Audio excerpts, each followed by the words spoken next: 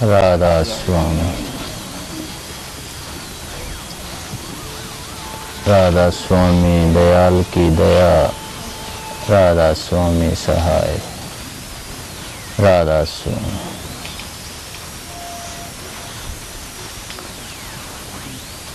पाया नाम पदार्थ हीरा। ये शब्द गाया गया कि पाया नाम पदार्थ हीरा।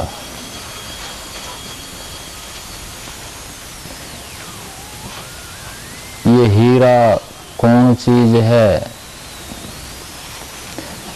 ये नाम क्या है, नामी से कैसे मिलते हैं। जब नाम और नामी मिल जाते हैं तो कुदरती हीरा मिल जाता है।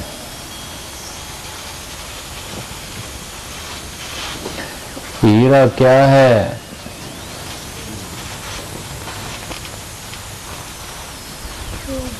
कि उस आत्मा को हीरा बोलते हैं। उस परमात्मा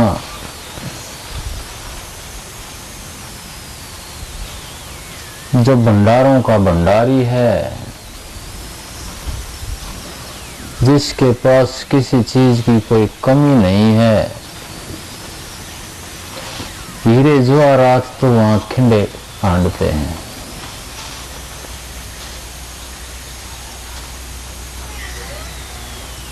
कुदरती अंदर में जाता है तो आदमी उनका स्वामी बन जाता है।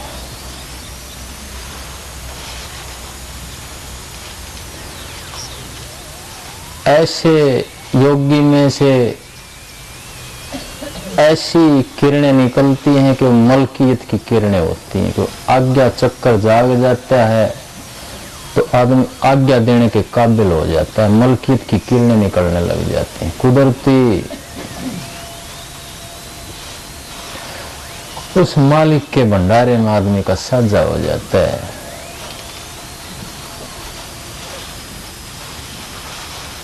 वो मुक्त पुरुष, वो सर्व समर्थ पुरुष का संग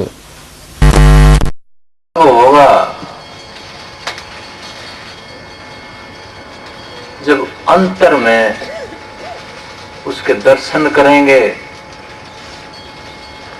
उसकी रचना जो सचखंड में शुद्ध रूप में, शुद्ध चैतन्य के रूप में मौजूद है, उसके अंदर कुदरती आदमी का साझा हो जाता है। और आत्मा के अंदर जाने के बाद, क्योंकि आत्मा परमात्मा का अंश है,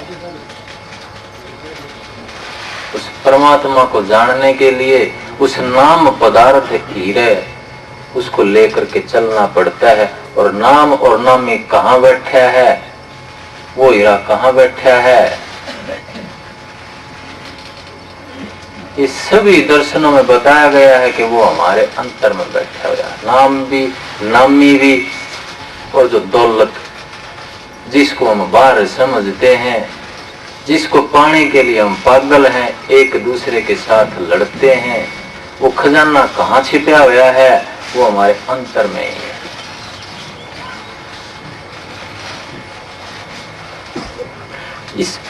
इस सत्संग का सबसे पहला संदेश एक ही है, वो है प्यार और प्रेम। लो और बांटो।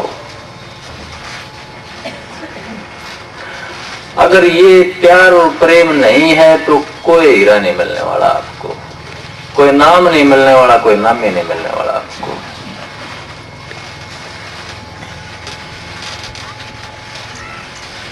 जब आप एक आदमी के साथ ही प्यार कर लेते हैं,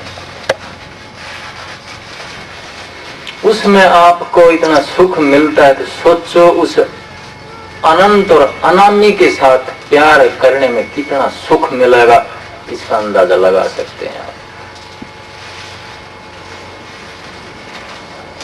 जब एक परिवार में प्यार प्रेम है, उसके सुख का आप अंदाजा लगा सकते हैं। तो उस अनाम्य और अनंत के साथ अगर प्यार कर लिया जाए तो कितना सुख और महासुख मिल सकता है। उसके बारे में नहीं सोचा जा सकता। इसलिए इस सत्संग का एक ही संदेश है, वो प्यार और प्रेम। दूसरों का प्यार लो और दूसरों का प्रेम बांटो। मैं तो कहता हूं कि नाम और सत्संग बाद में आता है। अगर प्यार नहीं है तो कहीं घूमते रहना, कहीं नाम लेते रहना, भगवान के पास बैठे रहना, सूखे और भूखे उठ करके आ जाएंगे। गुरु बेचारा क्या करे, हृदय भया कठोर,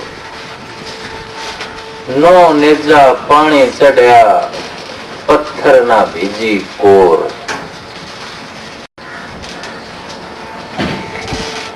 जब हृदय कठोर है, उसके अंदर दया धर्म नहीं है, प्यार नहीं है, तो गुरु कुछ नहीं कर सकता है, क्योंकि आपके अंदर एक स्वीकृति, एक ग्राहकता नहीं आई है, एक रिसेप्टिविटी नहीं आई है। और जब तक रिसेप्टिविटी, खिंचाव नहीं पैदा होगा, तब तक चीज आपके अंदर नहीं बढ़ेगी।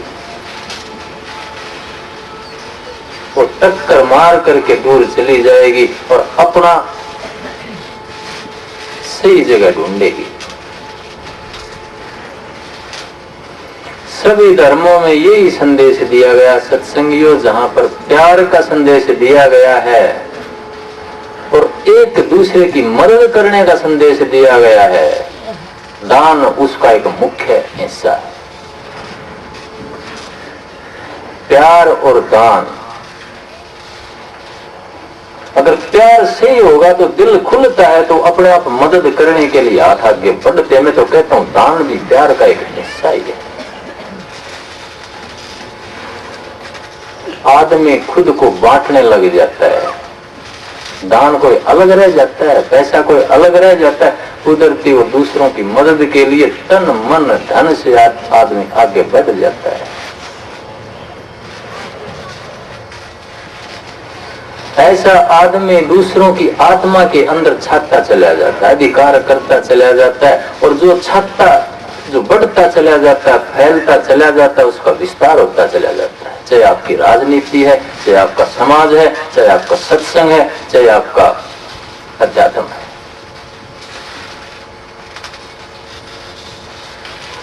तो इसलिए दो हर्फ की एक ही बात बोलता हूं, जो कबीर साहब ने भी कही है कि पोथी पढ़ पढ़ जग मुआ, पंडित बयान कोय, ढाई अक्षर प्रेम के पढ़े सुपंडित हो। कि शास्त्र पढ़ पढ़ कर दुनिया मर जाती है, खप जाती है, शास्त्रार्थ करने लग जाती है, एक दूसरे के साथ बहस शुरू हो जाती है, और जहां एक ढाई अक्षर प्रेम का मतलब समझ में आ जाता है, फिर सबकी स्वीकृति हो जाती है, वहां किसी के साथ कोई लड़ाई नहीं रहती। जैन मत का सबसे ऊंचा सिद्धांत छादवाद है, जिसको अनेकांतवाद भी कहते हैं।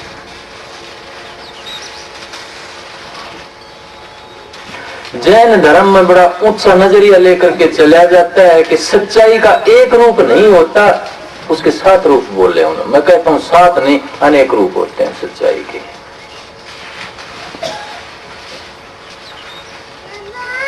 एक ही चीज एक आदमी को अच्छी लगती है, एक आदमी के लिए अच्छी है, तो दूसरे आदमी के लिए, दूसरे सतह पर जो ताकत बैठी हुई, उसके लिए गलत हो सकती है।